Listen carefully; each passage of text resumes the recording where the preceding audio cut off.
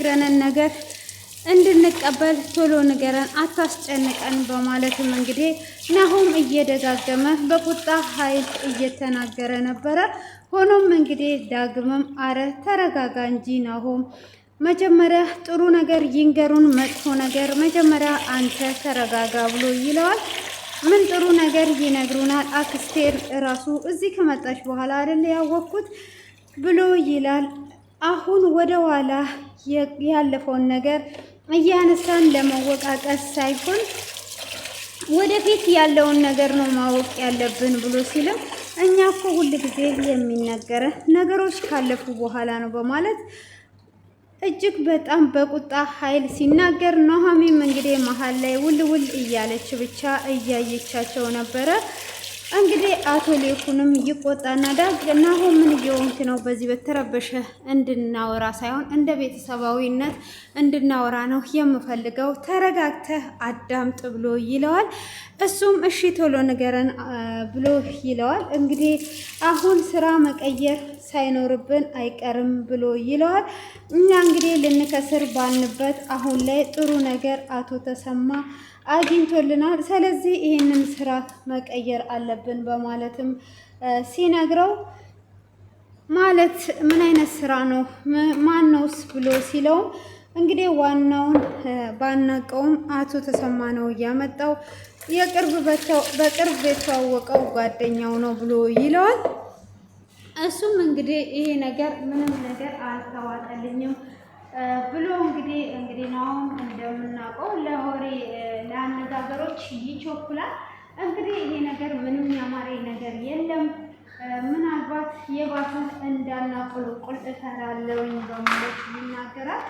እንግዲህ ዳግምም እንደዛው ይናገራል ማለት ነው። ብቻ ይሄ ነገር እያቆለቆልን እንዳንሄድ ፈራውኝ፣ የመጨረሻችን እንዳይሆን እንዴት ዋናውን ሳናቀው እንደዚህ አይነት ስራ እንሰራለን? አቶ ተሰማስ ምን ያህል ያምነዋል? እንዴትስ ነው አቶ ተሰማ አውቆት አንተ ያላወቅከው? በማለትም እየጠየቁት ነበረ። እሱ ማወቁ ምን ጥቅም አለው? ዋና ስራው መሰራቱ ነው። በስተመጨረሻ እንተዋወቀዋለን ብሎ ይላቸዋል። ልጆቹ እንግዲህ ባይቀበሉ ወይዘሮ ዝናሽ ደግሞ እኔ ተቀብያለሁ፣ ዋና አሰሪው ሳይሆን ስራው መሰራቱና እኛ ካለንበት ኪሳራ መዳናችን ነው በማለት እንግዲህ እሷ ትስማማለች። ሆኖም እንግዲህ ናሆም እና ዳግም እጅግ ፈርተዋል ማለት ነው። ሆኖም እንግዲህ ኑሃሚንም እኔ ጓደኞቹን ሁሉንም አውቃቸዋለሁ፣ አባዬ ከእኔ የሚደብቀው የለም፣ ይሄ ሰው ግን ማን እንደሆነ አላወኩኝም በማለት ትናገራለች። እሱም የልብ ጓደኛው አንተ ነህ በማለትም ትለዋለች። እንግዲህ አቶ ተሰማስ ካዲያ ይሄንን ነገር እንዴት አመነበት? ወጪውስ ምን ያህል ነው ብሎ ይላል። በፕሌን እንደተጠየቁ ይነግረዋል ማለት ነው። ይነግራቸዋል ለልጆቹ። ካዲያ አቶ ተሰማ ይሄንን ብር ከየት አምጥቶ ነው ኢንቨስት የሚያደርገው ብሎ ሲልም እንግዲህ ቤቱን ሊሸጥ እንደሆነ ነግሮኛል ብሎ ይላቸዋል። ከዛም በኋላ እንግዲህ ኑሃሚን እጅግ ትደነግጣለች። እንግዲህ እሷ ምንም የምታውቀው ነገር ሳይኖር እንደምንም አሳምናው ቤቱን ሊሸጥም ተስማምቷል ማለት ነው አቶ ተሰማ። ከዛን እንግዲህ እሷም አባትየውን ትቀጥረውና አባዬ ምንድን ነው እየተካሄደ ያለው?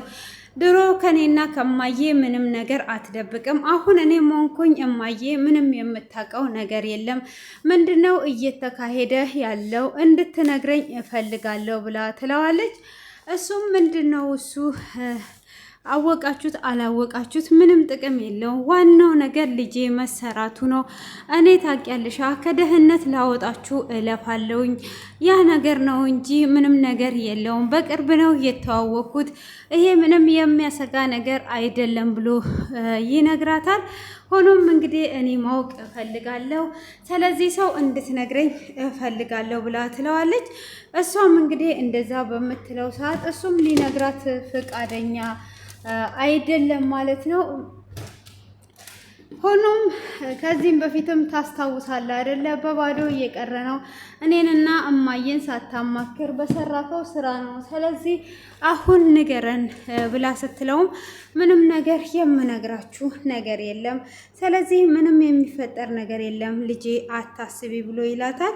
እሷም እንግዲህ እጅግ በጣም እየፈራች እኔን ምንም ነገር ደስ አላለኝም እያለችው ሆኖም ኦሮማን እንግዲህ አቶ ሌኩንን ታገኘዋለች። አቶ ሌኩንም ለምንድን ነው አንቺ የማትርቂው ከጎኔ በማለት ይላታል።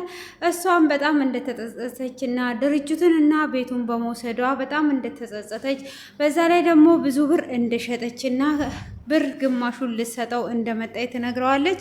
እሱም እኔ በሐሰት የተጨማለቀ ብር በፍጹም አልወስድም፣ ስለዚህ ለራስሹ ተጠቀሚ ብሎ ጥሏት ይሄዳል ማለት ነው። እንግዲህ አቶ ተሰማ ስታሳምነው በማልቀስ ጭምር ነው ያሳመነችው። ወንድሜን በድየዋለሁ፣ ወንድሜን አሳዝኘዋለሁ፣ ቤቱንና ድርጅቱን በመውሰዴ በጣም ጎድቼዋለሁ፣ ስለዚህ ልክሰው እፈልጋለሁ፣ አንድ ወንድሜ ነው በማለት ነው እንግዲህ አቶ ተሰማን ልታሳምነው የቻለችው ማለት ነው። አቶ ተሰማም እንግዲህ አምኗት ነው እዚህ ነገር ውስጥ እየገባ ያለው ማለት ነው። ሆኖም እንግዲህ የፋኑኤል ነገር በጣም የሚያስገርመው እንግዲህ የፋኑኤል እናት ስትመጣ እሳት ጎርሳ ነው የመጣችው። አንተ የት ነህ? እችን ቁማቁም ሴት አምጥተብኝ የት ነው የሄድከው? ወዴት ነው የሄድከው? ብላ ትለዋለች። እሱም እንዴ እማዬ እቺ ልጅ እኮ አንቺ እንደምትያት አይደለችም ብሎ ይላታል። እሷ አንቺን ለማስደሰት ሽርጉድ እያለች ነበር ብሎ ሲላትም ምንድን ነው ሽርጉድ የምትለው? ምን የተቀየረ ነገር አለ? ምን እያልክ ነው ያለኸው? ብላ ትለዋለች። እሱም እንግዲህ ለምንድን ነው አንቺ እንደዚህ አይነት የምትሆኙ ብሎ ሲላትም እኔ ከመጨቃጨቅሽ በፊት ሰላም በይኝና ከዛም በኋላ ይደርሳል። ምን ነው አልናፈኩሽም እንዴ ብሎ ሲላትም ብትናፍቀኝ እኮ ነው ይሄንን ሁሉ መንገድ ጥሼ የመጣሁት ብላ ትለዋለች። እንግዲህ እቺ የሀገር ባህልን ራሱ የማታውቅ ምን አይነት ሴት ነው አምጥተህ እጮኛዬ ናት ብለህ የምትለኝ ብላ ትለዋለች። እሱም እንግዲህ ልጅቷ ጥሩ እንደሆነች እና እሷን ለማስደሰት ምግቦች እየሰራች ቤቱን አስተካክላ እንደጠበቀች ቢነግራትም ታገኛለህ አይደለ እኔ ባለሙያ ነኝ፣ ይሄ እህል ቅጠል የማይል ነገር ነው የበላሁት ብላ ትለዋለች።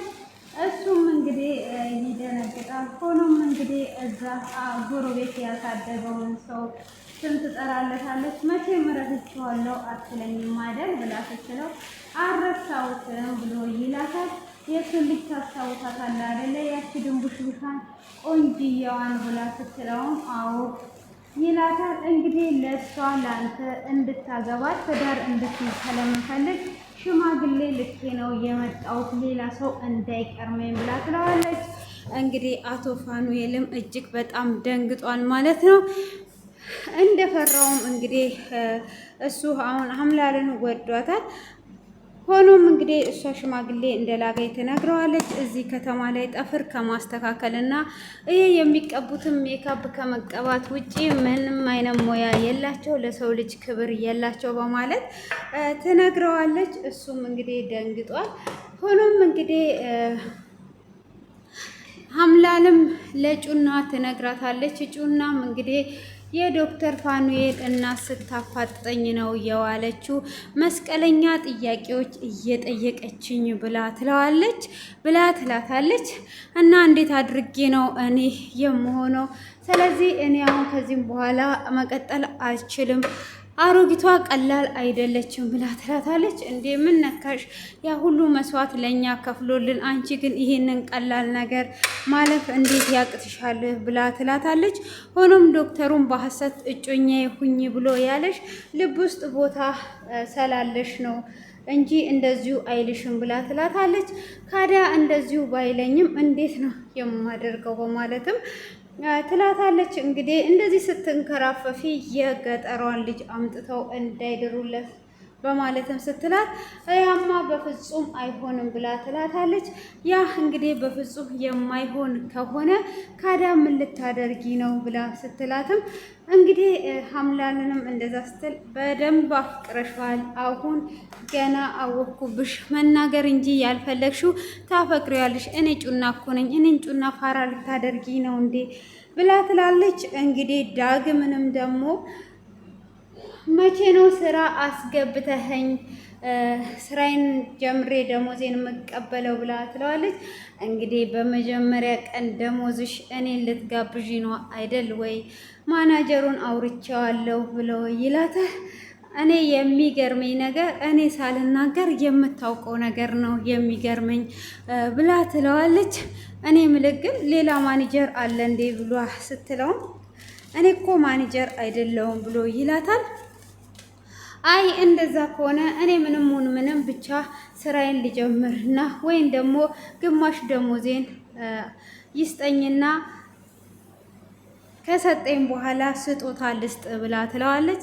እሱም የምን ስጦታ ነው የምሰጪኝ ብሎ ሲላትም እንዴ ስጦታ ዝም ብሎ መሰጠት አይችልም እንዴ ብላ ትለዋለች። አይ ዝም ብሎ አይሰጥም እያላት ይገኛል ማለት ነው። እንግዲህ ጮናና ዳጊም ዳርዳር እየተባባሉ ነው። እሷም ስራ ልጀምር ነው። እንግዲህ የነ ፋኑኤል ነገር እንዴት ያደርጋል? እናትየውን ለማስደሰት ብሎ ያገባል ወይስ እምቢ ይላል የሚለውን እንግዲህ የምንጠብቅ ይሆናል ማለት ነው። እና ውድ የማራኪ ቤተሰቦች ሰሞኑን ጠፋ ብዬባችኋለሁ፣ እንግዲህ መጥቻለሁ ማለት ነው። እግዚአብሔር ይመስገን። አንዳንዴ ያው ጠፋ ስልባችሁ ደግሞ ፈልጉኝ ማለት ነው። በፈረሰን በበቅሎም ፈልጉኝ። እና እንግዲህ የአቶ ሲምቦ ነገር ደግሞ በጣም የሚገርመው ስታይሉን እየቀየረ እና ብዙ ብር ሰርቷል በሰበቡ ማለት ነው። ሰዎች እንግዲህ ስራ የሚሰራን ሳይሆን የሚያበረታቱት የሚለምነውን ነው። እና እኔ ከዚህ በፊት የገጠሙኝ ነገሮች አሉና አንድ ሰው በመኪና ትራንስፖርት አቶ ተቸግሮ ለመሳፈሪያ ሲለምን ካሰበው በላይ ብር አገኘና ያንን ብር በጣም ብዙ ብር ሲያገኝ ለምንድን ነው በዚሁ የማልቀጥለው ብሎ ልመናውን ቀጥሎ ቤት የገዛ ሰው አለ ማለት ነው። እና ወደ ቤተሰቡ ጋር ሲሄድ ዘንጦ ይሄዳል። ከተማ ሲመጣ ይለምናል ማለት ነው። ከአንድ ሁለት ሶስት ሰው ገጥሞኛል ማለት ነው። እና በቃ ስራቸውን የተውበት የተሳሳቱበት ማለት ነው። አንድየውም እናትየው በስተርጅና እሷ ወደ ልመና ስትወጣ የእሷን ብር ሲያይ የእሷ ብር በጣም ኦቨር ሲሆን ብዙ ነገርን ስትገዛ ጊዜ እሱ ልክ እንደ ሽባ ሆኖ እግሩ እንደማይንቀሳቀስ ሆኖ በመኪና ውስጥ በጣም ብዙ ብር ሲለምን ነበረ። ሆኖም ግን ጤነኛ ነው ማለት ነው። እና ይሄ በጣም የሚገርም ነው። አንዳንድ ጊዜ ለእኔ ቢጤ ራሱ መስጠት እንዴት አድርጌ ነው የምሰጠው፣ ለማን አይነት ነው የምሰጠው የምንል ጊዜ እንደዚህ አካለ ጉዳተኛ ነው እንስጠው በምንልበት ሰዓት አካለ ጉዳተኛ ላይሆን ይችላል ማለት ነው። እና ከዚህ ሁሉ እኔ በብዛት የምሰጠው ለእናቶች ለአባቶች ነው። እና አለቀ።